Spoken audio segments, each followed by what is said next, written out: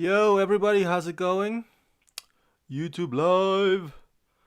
All right, I was in the middle of editing my new video review. Stay tuned for that. But this news came up. I think it's from a couple of hours ago, so I'm a little bit late, but I want to discuss this with you guys and see what your thoughts on this are. Let me make sure that. Okay, we are live. Good. So as you know, as you can see from the thumbnail image here, James Franco and Seth Rogen have been long best friends forever, for a long time. They've made a lot of movies together, including this classic one, Pineapple Express, which is one of my favorite pot comedies. But James Franco, as you may have heard, has been accused of sexual misconduct for the past few years now, for the past decade. Maybe after that James Franco's Comedy Central roast in 2013, I think that's when the allegations and the accusations, started, coming in, and it kept rolling, man. It kept rolling because many of the accusations came later on from students who were part of James Franco's acting school. I think it's called Studio 4 or something like that. But we'll read more of that on the wiki as well. So because of that whole drama, Seth Rogen, again James Franco's longtime best friend, has decided that he will no longer work, or he will no longer collaborate with James Franco, or at least as CNN puts it, Seth Rogen has no plans to work with James Franco again.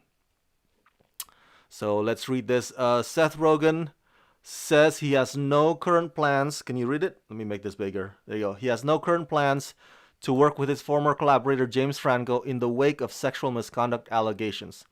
In an interview with Britain Sunday Times, by the way, I checked this source, Sunday Times. It's legit, it's credible, but they don't allow you to read their stuff unless you pay them. It's one of those outlets. I think New York Times does that too. I was like, what? Come on now. You don't want people to be informed? So I hate it when websites do that. It's like, oh, you want to read the rest of the article? You got to pay us. Screw that. Anyway, I digress. The 39-year-old actor, Seth Rogen, revealed that his personal and professional relationship with Franco had been affected by the accusations made against the latter, James Franco, in 2014 and again in 2018. See, the James Franco Comedy Central roast was in 2013, so I suppose the accusations came after that. And Seth Rogen said, and I quote, what I can say is that I despise abuse and harassment, and I would never um, cover or conceal the actions of someone doing it, or knowingly put someone in a situation where they were around someone like that. Rogen said when he was asked about actress Charlene Yee's claim that he was Franco's enabler.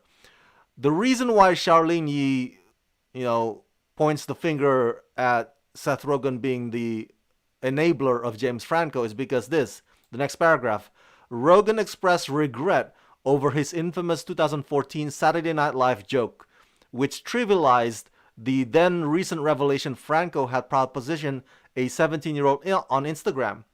Um, so if you don't remember what happened, here's the wiki here. I think yeah, there you go.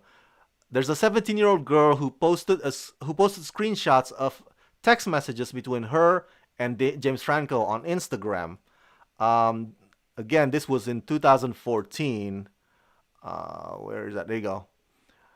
Uh, and James Franco confirmed or admitted to Live with Kelly and Michael that he did write those messages. That was totally him. Uh, 17 is the age of consent in New York, but still, James Franco received media backlash because of the age gap. He was 35 at the time. 35, man. Holy crap. With 17, come on now. You know better than that. Why you got to do that, James Franco? So it's weird, man. It's creepy. Okay, if you're a 30-year-old person, man or woman, please, what's wrong with dating somebody your own age? But then I know everybody's gonna be like, jumping on me as like, hey, Rama, I married somebody who's 20 years younger. But I mean, okay, there's nothing wrong with that. But I think what James Franco did here is a bit on the creepy side. I mean, like, he wasn't even like really meant it. Um, so because of that backstory or context, so they did this sketch on Saturday Night Live where Seth Rogen jokingly said, "Hey, I am that girl who posted on Instagram. Who posted. I am that 17-year-old girl who posted James Franco's text messages on Instagram." Um, I don't think it was funny. I don't know why that was considered funny. This is the quote. To make myself better, I decided to prank James Franco. It's not a funny joke, but that's just me. I guess if you think it's funny, funny is subjective. But now Rogan regrets it. He regretted doing that monologue. He regretted doing that whole "Hey, I'm that 17-year-old girl." Um, so the article or his interview with Sunday Times did not say that Rogan, unequivocally said like, "Hey, yes, my friend James Franco is a douche." No, Seth Rogen didn't say that at all. I think at this point Seth Rogen is just trying to distance himself, like trying to, all right, maybe it's time for my career to not be associated with James Franco, because James Franco, that name is toxic. And so I understand if that is the reason behind this. Um, Let me read some more here. Oh, here you go. I have my own side of this story, but I believe in these people that have been underrepresented, getting their stories out enough that I will hold back things that I could say just because I believe in that much. Asked by Sunday Times how the scandal had affected his relationship with Franco, Rogan said, I can say, it has changed many things in our relationship and our dynamic. Um, Nonetheless, he said his own predicament was not as painful and difficult as it is for a lot of other people involved. I have no pity for myself in this situation. So good on Seth Rogen to finally, kind of own it, to own up. Um, Although he didn't really like verbatimly admitted that, oh yeah, I was an enabler. I enabled James Franco. No, of course not. He didn't say that. But I gave him credit for at least, like, yeah, that's on me, dude. That was on me. The whole sketch thing. That was not cool. I regret it. That's on me, and I shouldn't have done it. Um, and I'm not. And now from now on, from this point forward, I'm gonna distance myself from James Franco. So credit where credit is due. I Before I talk about James Franco, I just here's the thing with the whole Me Too allegations, right? It just you gotta have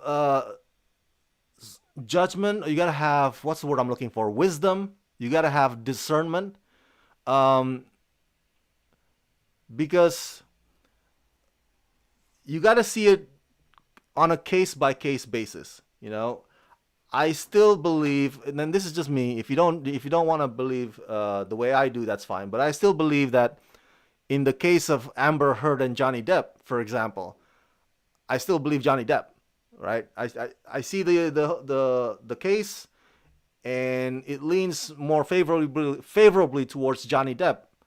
Um, but in a lot of cases with the Me Too, it's so damning and it's so solid and so airtight that the women are the victim in many of these cases, including James Franco. Um, so in this case, you look at the whole, not necessarily evidence. You don't have the evidence in front of you, but you see the pattern. You see the reports that have been out about James Franco, and I just don't find it. I mean, I don't find these women who came forward to be not credible. Do you see what I'm getting at? Because it's like one after the next and after the next and after the next.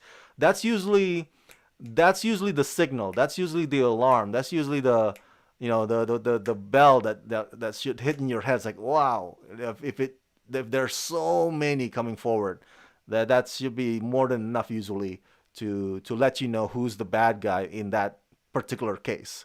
Um, I feel bad though. I think any broken friendship is not something that should be celebrated. I mean, I would hate to have my friends, not speak to me or distance themselves from me, or I distance myself from them. I'm like, I know they're busy now with their own kids and wives or whatnot, but we still text, we still hang out sometimes, and I would hate that I would hate for that to end. And so, I don't take joy or pleasure or happiness in the fact that Seth Rogen and James Franco are not friends, and I'm sure Seth Rogen himself feels a little bit hurt by this decision. It's like, oh man, if only I didn't have to make this decision. If only I didn't have to, but I gotta. Um, and I want to close by saying that I've never met Seth Rogen, but I've met James Franco. Um, Well, yeah, I met Jen Franco at the press conference of Disney's Oz the Great and Powerful. Remember that crappy Oz movie? God, that movie was terrible. Anyway, um, I met him after the conference, and the impression I got was he's not a nice person. Now, uh, other people's experiences might be different from mine. They might say like, "Oh, James Franco was so kind to me. He complimented my mom. He complimented my dress, whatever." But when I met him at the conference after the conference ended, he was smug, man. He didn't even want to shake my hand, and it was like he just felt like, let me get out of here. Well, who the hell are you? Like, and I remember covering the red carpet of one of his movies, the one of his movies that he directed, not the Disaster Artist. He directed some other movies as well. And and I remember like there were a bunch of us press, a bunch of outlets lined up already waiting to interview James Franco, but he only chose, I think, the big guy, the big boys, like Variety or the CTHR, and then just skipped all the rest of us. Like, and I mean that happens a lot on the red carpet. Sometimes talents or stars, they just want to go with the bigger or the biggest outlet, and I understand that. That's their choice. But the way that James Franco, you know, dissed us was just unlike any other celebrity skipping, the press row. He was like, I don't know, he gave that vibe like he enjoyed not having to talk with any of us. Like really, oh, the smug. He's so smug. But then again, that's my impression of him. All right, somebody else's impression of James Franco might be different, but I put him on the file or the category of not among the friendliest celebs I've ever met or interviewed. The file that says friendliest celebs I've ever interviewed includes Jack Black, Tom Hanks, Gary Oldman, one of the nicest guys ever, Gary Oldman.